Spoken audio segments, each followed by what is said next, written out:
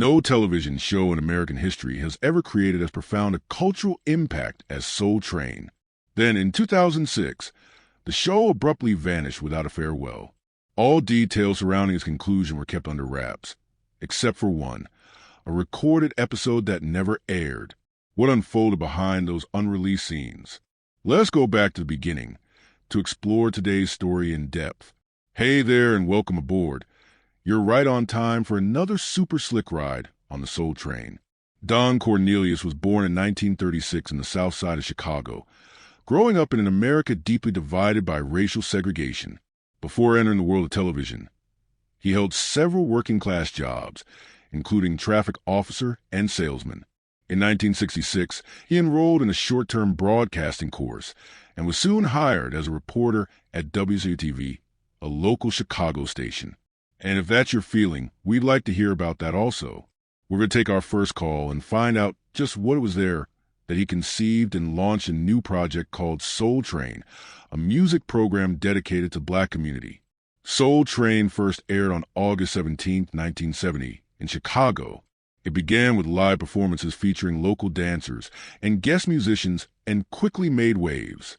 Just over a year later, on October 2, 1971, the show was broadcast nationwide with sponsorship from major companies such as Sears and Johnson Products Company. With its energetic music, bold fashion, and signature dance moves, Soul Train became a television phenomenon. During its golden years, the show featured a lineup of legendary artists: James Brown, Aretha Franklin, Marvin Gaye, Michael Jackson, the Jackson 5, and later LL Cool J and Mary J. Blige, all performed on the Soul Train stage. It wasn't only a platform for singers. It launched the careers of dancers like Rosie Perez, Jody Watley, Clinton Gent, and Jeffrey Daniel, who would later join the group Shalimar and teach Michael Jackson the moonwalk technique.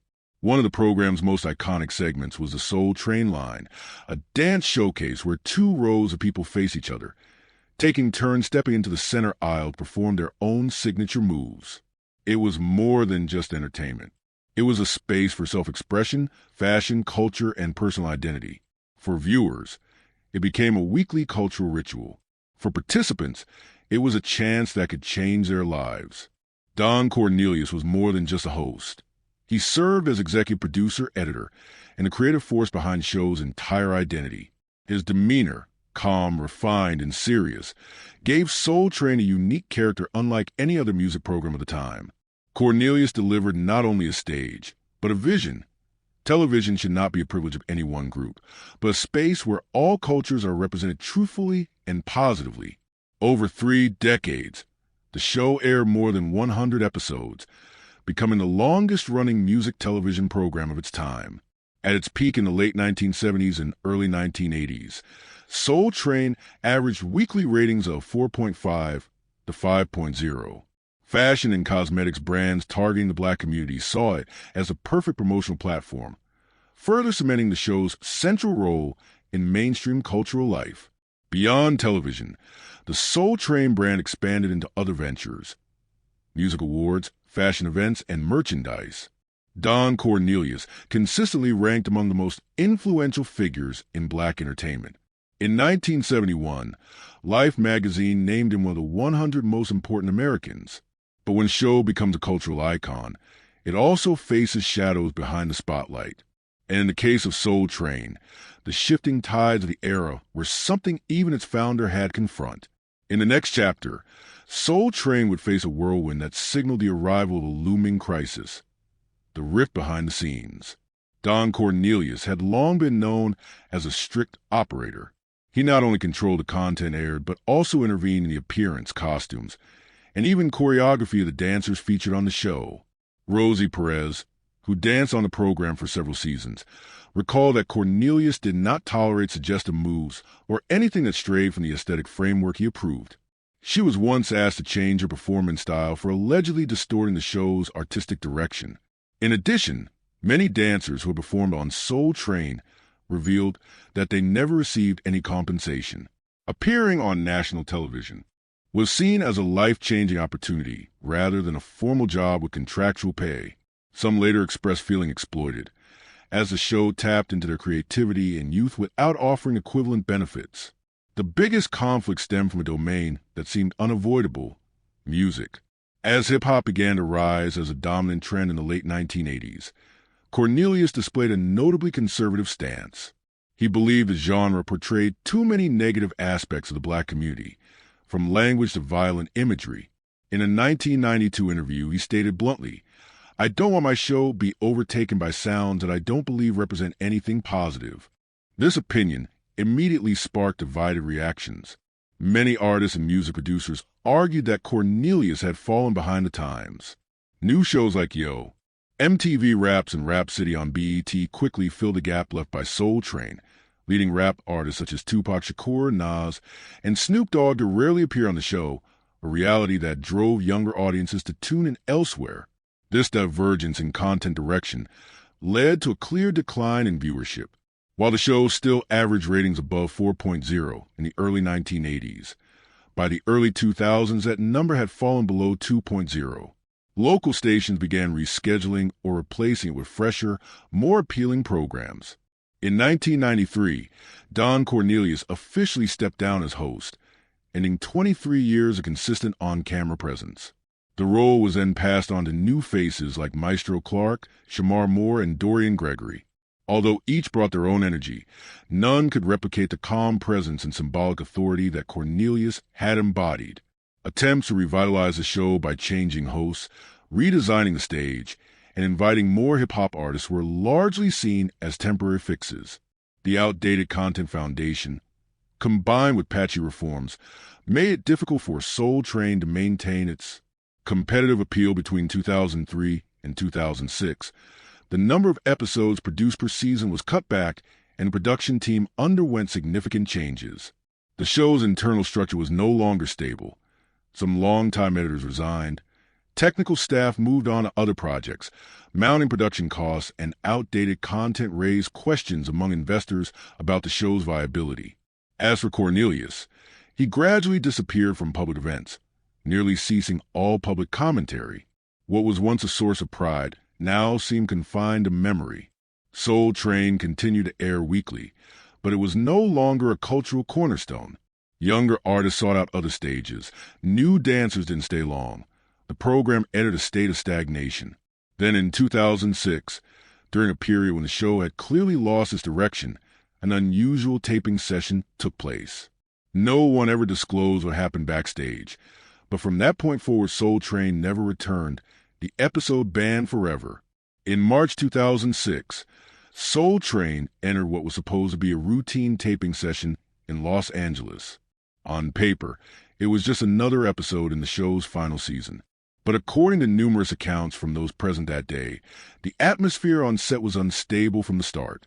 The production crew had been reshuffled at the last minute.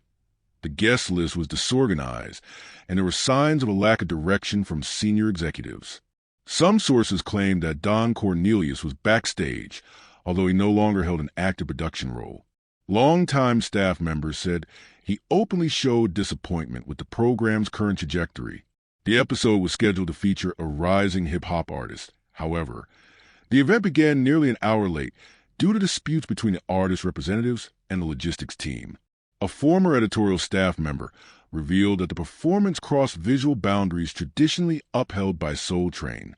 It included provocative visual elements, choreography, and costumes that were deemed incompatible with the show's original vision. The controversy escalated when Cornelius reportedly called for a halt to the entire editing process and convened an emergency meeting with the program's distribution partners.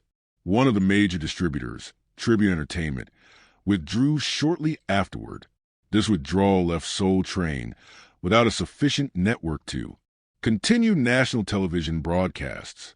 According to internal data, within 3 weeks of the taping, more than 40% of local affiliates had stopped airing the show. No formal announcement was made, but industry insiders understood this was effectively the final episode. The official website stopped updating, television networks replaced the show's time slot with other programs, and the production schedule was indefinitely canceled.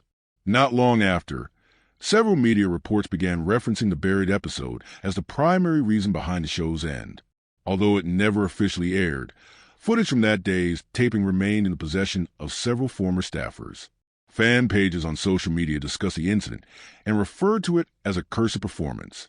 The controversial episode did more than disrupt a single taping. It marked the silent end of one of the most iconic television programs in American history. But every ending leaves a trace, and for Soul Train, the consequences of that fateful moment went beyond going off the air. It became a fracture in the very legacy Don Cornelius had worked so hard to build. Tragedy strikes the man behind it all. Right after Soul Train went off the air, the media fell silent. Don Cornelius, the man synonymous with the brand since day one, declined all interview requests following the incident. In a brief appearance on a local radio station in 2007, he simply said, "I think it went far enough." From that point on, he almost completely withdrew from public life. Many believed he felt betrayed by the very system he once controlled when new hands steered the show in a direction he no longer recognized. While the public remained confused, a few former dancers and guest performers began sharing personal reflections. Rosie Perez called the show's sudden and an unnamed sadness. Dorian Gregory, the host during its final stretch, admitted that no one on the team had received clear communication. Many only realized the show was over when the internal taping schedule disappeared from the system. Independent media began digging deeper, publishing a series of analyses on the program's collapse. A 2008 article in Vibe magazine stated, "Soul Train wasn't canceled because of ratings. It was canceled because trust within fell apart." The Soul Train Awards, which had run annually since 1987, continued but were separated from the original program's brand. Though the awards were created by Don Cornelius, control was fully handed over to BET in 2009. Subsequent ceremonies adopted a more modern tone and rarely referenced the show's golden years. This only deepened a sense of loss among longtime viewers, as if a cornerstone of pop culture had been erased without explanation. Meanwhile, digital platforms began to revive the archives of Soul Train. Old VHS recordings and performance clips from the 1970s and 1980s were uploaded to YouTube, garnering millions of views. A new fan base emerged, mostly composed of younger audiences who hadn't grown up with the show but were drawn to its music, fashion, and classic performance style. Still, the final years, the turbulent 2000s, remained largely unspoken. What stood out was a string of personal troubles that followed Don Cornelius after the show ended. In 2008, he was arrested on charges of domestic violence, though he was not sentenced to jail. In 2012, Cornelius died by suicide at his Los Angeles home, leaving behind numerous unanswered questions. The Los Angeles Times, in a memorial piece, wrote, "Though he was a trailblazer, Cornelius exited the main stage in the quietest way possible after his passing." Television historians began re-evaluating the entire journey of Soul Train. Some referred to it as a fragmented legacy. Others believed the show had fulfilled its historical role, and its quiet ending was simply the natural course of decline. But what remained undeniable was that the 2006 broadcast shutdown was still shrouded in unresolved mysteries. Observers called it the Soul Train curse, a phrase more symbolic than literal. But when looking at the fates of those who had long been part of the show, from dancers to its founder, the sense of an uneasy ending feels real. The emotional toll, more than the financial loss, was what many former staff members still carried heavily to this day. Though it ended quietly, the legacy of Soul Train continues to shape culture, both artistically and in collective memory, and it is these unfinished fragments that have paved the way for efforts to preserve its legacy in new forms, an immortal artistic legacy. Nearly 2 decades after its disappearance from television, Soul Train has not faded into oblivion. Rather than being left in the past, the program has become a subject of revival across various forms, from documentaries and dramas to museum exhibitions. Each of these works affirms one thing: the influence of Soul Train still pulses through popular culture, especially within the African American community. In 2019, BET announced its first full-length biopic on Don Cornelius' life, titled American Soul, starring Cinqua Walls as Cornelius. The series portrayed the show's early days amid a volatile American society. While dramatized in parts, the show delved into tensions the general public had never known, such as the internal fight to preserve black identity within a television industry dominated by white executives. Though it did not directly address the fateful 2006 taping, American Soul captured the intense pressure behind the show's glamour. Beyond the screen, museums and cultural exhibitions began to include Soul Train and heritage collections. The Smithsonian National Museum of African American History and Culture now holds various artifacts from the show, including original costumes once seen on air. During scholarly panels, researchers argued that Soul Train should be considered a cultural asset worthy of preservation, much like Motown or the social art movements of the 1960s and 70s. Meanwhile, YouTube became a hub for collective memory. Thousands of performance videos, behind-the-scenes clips, and interview footage were reconstructed, some from personal archives, others from local television stations that once aired the show. Audiences born after 2000, those who never experienced the show firsthand, have become a new generation of revivalists. They mimic the choreography, recreate the fashion, and even host themed parties inspired by the Soul Train line. On social media, the hashtag Soul Train Challenge went viral in 2021. Young artists like Lizzo, Anderson .Paak took part, posting videos dancing in the show's classic style. Some groups even held costume competitions themed around the 1970s to honor the show. Once overlooked, Soul Train has been re-recognized as an endless source of inspiration, not only for artists but for general audiences as well. From a historical standpoint, many scholars are now calling for a full restoration of the series from 1971 to 2006. A number of tapes, especially from the early years, have been digitally remastered and made available on streaming platforms. But the final seasons remain largely untouched. The last episode, taped in 2006, though never destroyed, has still never been released to the public. Many believe it will never be officially published due to legal and content sensitivities. The legacy Don Cornelius left behind is no longer measured by the number of episodes aired, but by how the show defined a concept, a music program not just for entertainment, but as a cultural declaration. Soul Train was the first place where Black Americans saw themselves on national TV, in their clothes, their dances, their music. It was a rare form of power, especially during an era still marred by racial segregation in the early 1970s. The abrupt silence of 2006 could not erase that. On the contrary, it turned Soul Train into an interrupted icon, and it is that incompleteness that fuels the public's desire for answers. What remains is more than performance footage. It is a shared memory for generations. Those who danced to Curtis Mayfield, sat in front of the TV on Saturday afternoons, and believed there was a place on screen where Black dreams were allowed to exist. Though Soul Train ended nearly 20 years ago, the values it left behind remain vivid in memory and popular culture. The unaired episode may forever stay in the shadows, but the light Don Cornelius ignited continues to spread. That light is not only the legacy of a television program, it is a statement of identity, voice, and presence for a once-overlooked community. And sometimes, what never aired is what history remembers most. If you ever watched Soul Train or are just discovering it now, share your thought below.